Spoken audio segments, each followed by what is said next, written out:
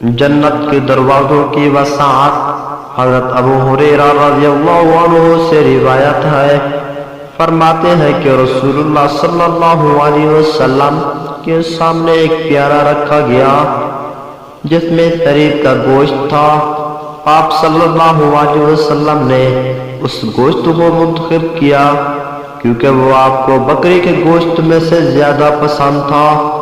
آپ صلی اللہ علیہ وسلم نے اس کو نوچا، پھر فرمایا میں قیامت کے دن لوگوں کا سردار ہوں گا۔ پھر دوسری بات گوشت کو نوچا اور فرمایا میں قیامت کے دن لوگوں کا سردار ہوں گا۔ جب آپ صلی اللہ علیہ وسلم نے صحابہ رضی اللہ عنہ کو دیکھا کہ وہ آپ سے کچھ نہیں پوچھ رہے ہیں تو آپ صلی اللہ علیہ وسلم نے فرمایا کیا تم نہیں پوچھو گے کہ وہ کیسے؟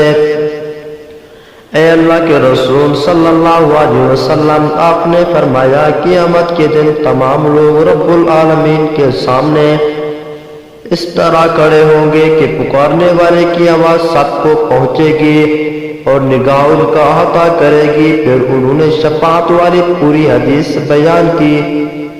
اس کے آخر میں یہ ہے کہ آپ صلی اللہ علیہ وسلم نے فرمایا پھر میں جاؤں گا اور عرش کے نیچے اپنے رب کے سامنے سجدے میں گر پڑوں گا۔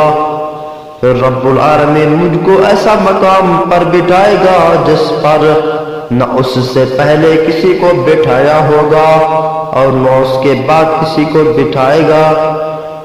میں کہوں گا میری امت، اللہ تعالیٰ کہے گا اے محمد صلی اللہ علیہ وسلم اپنی امت میں سے ان لوگوں کو جن پر کوئی حساب کتاب نہیں ہے داہنے دروازے سے داخل کرو،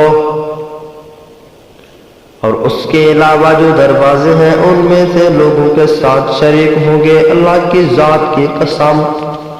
بھائی اگر ہماری ویڈیو اچھی لگے تو سبسکرائب کرنا اور لائک کرنا مت بھولیں۔